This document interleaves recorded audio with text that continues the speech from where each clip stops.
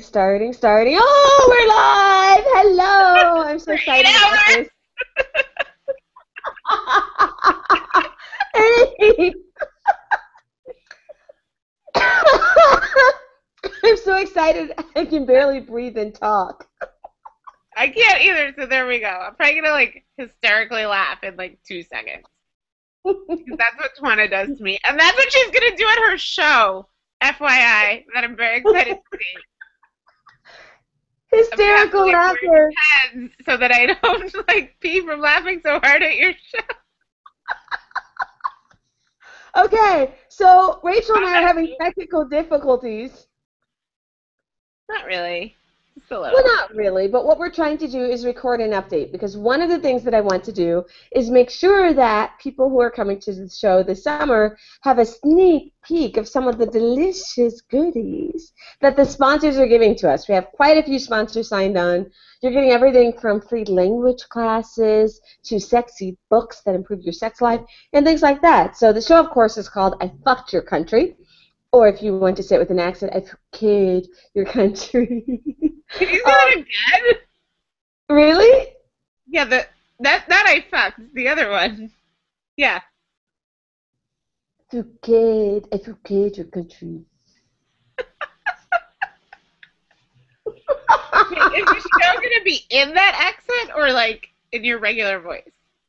I'm going to speak in my regular voice. I'm not going to do an accent unless I'm imitating some of the guys that I've slept with. Like when I'm talking about the British guy, I might say in a British accent, like, oh, would you like to come in for a cup of tea? I'm horrible at accents. Like, I need to get so like. It's not all going to be like, oh, good, your country. Say it, Rachel. I forget your country.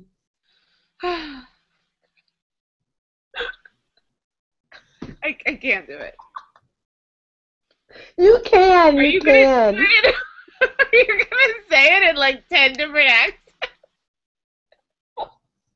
Yes, exactly. I'm going to say it in every accent that I go to your show because I'm afraid that if I'm there and you see me, I'm gonna like throw you off and like make you laugh like this way. This is going so far. That's awesome. That's awesome. No, don't worry. I'm gonna go in like sunglasses. Like I'll be all incognito. You won't recognize me, and I'll sit way in the back so I don't like make accidental eye contact. It'll be like, who is that erotica writer there? Who is she? Okay, should we start with the question? Okay. Yes. I'm ready. So here's my thinking. Are you really ready? Yes. Okay, so here's my question, Rachel. Okay. So you write erotica. You've edited, what, 40, 50, 500 50. Erotica anthologies at this point? Yeah, almost 60. Almost 60. It's in 60. And so the thing here is like, okay, so you write erotica, and one of the things that I hear couples say to me, both men and women, is about how can you communicate your desires and things that you're interested in sexually without sounding too goofy, like, oh, or lick my clit, or oh, suck my cock. Like, some people are like, oh, that's really hot, that sounds really good. Yeah, talk to me like that. Other people are like, oh, that sounds a little too goofy and cheesy and porny. So it's like, how can couples or individuals who might just be hooking up or dating or whatever find a nice balance of, like, communicating their desires in a way without coming across as sounding insincere? Like, the whole point, right, is to turn yourself on and or turn your partner on. So how can they do that better, and can erotica help them do that? Well, I think, one thing, at first I thought you were going to say not cheesy, but how can they do it in a way without sounding like they're putting the person on the spot? Because I think that's another thing that sometimes, if you're in bed with someone and you're like, I really want to do this kind of out there thing, like that might not be the time to bring it up in the heat of the moment if you're not sure if the other person's going to be into it, because then if they're not, it can lead to like uncertainty between the two of you. It's like you don't want to put pressure on them. You want to give them like a way to either decline or to have a discussion about it so that you can both be, comfortable with it. So I think, having that discussion not necessarily in the middle of sex the first time is one thing. And I also think, you want to think about not just this is what I want, but this is like something we can do together, or I'm interested in this, or I've thought about this before, but I've never done it. I think you want to, I mean, even if you have done it, you don't have to lie, but I think you want to convey why you want to do it, like what interests you about it. You think about it while you masturbate or whatever it is. Like, find a way to say what your interest is and also what you want them to bring to it, like what's in it for them, kind of, which sounds much more mercenary than I meant it to, but I mean, like, you don't just want to be like, I want you to spank me. Like, you can say that, but you also want to sort of give them a reason to be interested in it too. So sort of, you want to sort of butter them up in a way. I mean, not that, does that make sense? Butter them up? Well, yes, it definitely makes sense. But here's the key. Give me an example of something. So you say, oh, don't just say, oh, I want you to spank me, because that's 100% about you and not really about your partner. Like, why them? Like, why does it turn you on that they're spanking Well, I think you could or say something like, what would you think about spanking me? Or like, like, what kind of panties should I wear if I want you to spank me? Or something, kind of where you really are genuinely soliciting their opinion and giving them a way to talk about, I've never spanked anyone before, or I'm afraid I'm going to really hurt you, or giving them a way to respond to it so that it really is a back and forth, not just do this to me now. So I think trying to think of like a question like, have you ever spanked anyone, or, a way to foster not just the one-time thing of like, I want this right now, but like a discussion, or, I've always fantasized about being spanked, but I've only tried it this one time and this didn't work out. What's your fantasy? Like, kind of finding a way to make it a genuine conversation about it. I couldn't agree with you more, because if I understand what you're saying correctly, and to spit back your own words, it's that when you're communicating your desire, this is not a monologue. It's not, I have this desire. I want you to do this. Callback to your show. What? That was a good callback to your show. What? I don't think you even did it on purpose. No, I even missed it, because it was like, phew, how did I call back to my show? It's not. Like, I mean, it's also like, I think you want to make them feel special. I mean, even if you've asked someone else that before, like, you want to kind of not just, I want to be spanked, I want you to spank me. I want to do this thing with you.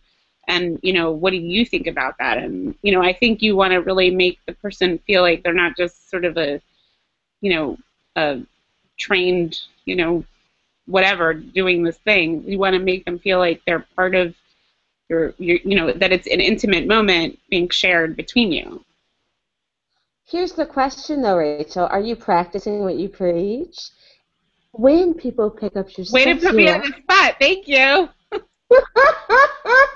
No worries. That's what I'm here for. But the question is, are you practicing what you preach? So when people get this amazing, delicious, fantabulous erotica this summer, at the show, will they read stuff like that in the pages of this? Like, is it written such that they can read this and say, okay, so like, maybe I'm creative, maybe I'm not, but I want to make sure that I have a conversation with my partner about sexuality. So maybe I'll start reading some more erotica and stuff like that. Like, will I get examples of how to have those kinds of conversations by reading your writing? You'll find you'll find a lot of things in my books, but I think there's sort of two ways of doing erotica. One is a sort of kind of outrageous, super fantasy where, like, probably you're not going to actually, like, that was flying high. You're probably not going to walk on the wing of a plane. Maybe you are. More power to you. But you might do something like what's in my story, which is have, like, hot emails with someone while you're flying and they're on the ground. I think, are you probably going to hook up with the person sitting next to you on an airplane? You might. I have not actually done that, but I have flirted with someone I sat near on a plane. And that actually spawned a whole other story. That's its own story. Yes? I think, but I think it can also be a way to start some of those conversations, like reading a story and thinking. I mean, I think one thing erotica can do is just give you ideas for things that you might be interested in or might never have thought of. But it's also about the way that people in the erotica deal with the fantasies that they're exploring. So, I mean, one way to ease into some of those conversations is to say, like, I read this hot story about whatever, you should read it, or I'm going to read it to you. I think that takes the pressure off, because it's not even saying I want to try this. It's I enjoyed reading this. I mean, I think that's a similar thing of if you're watching a porn and you're like, I like looking at this. I mean, it doesn't necessarily mean you want to do it. Maybe it does, maybe it doesn't, but it can spawn a conversation. Sounds good. And so conversations is definitely what we want to have when it comes to our desire and sexuality and all of those delicious things. So with that, should we say goodbye for part 1 and see how this looks and try part 2? Sure. All right. Okay, so I'm going to hit stop broadcast. And this was not a monologue. This was a conversation between us. It was. It was a delicious, delicious conversation between me and my Rachel. Are you going to tell them where they can find out about your show? I know, at funkybrownchick.com/friends. She's better at shouting this shit out than I am. I really like that you made it so easy to remember, because I met someone last week who lives in DC, and I was like, go to funkybrownchick.com/fringe. Absolutely, and that's one of the things that I wanted to do, because like funkybrownchick.com/fringe is like everything about my Fringe Festival show, because like if you have questions, like, and people ask us like, what the fuck is it? Like if you've never been to a Fringe Festival, you may not know what actually happens there, like what the hell is it or whatever. And so that's why it's an FAQ and not just a beautiful website with pictures and stuff. It's literally set up with like, okay, why is it called I fucked your country? What the fuck's up with swearing? Like where? Or why is it called I pooped your country? Pukade. I can't do it. I need lessons. I love it. Okay, but yeah, so you can find it at funkybrownchick.com/fringe, and you can get everything you want to know there. All right, so we're going to go ahead and stop this and try part 2 in case this doesn't work.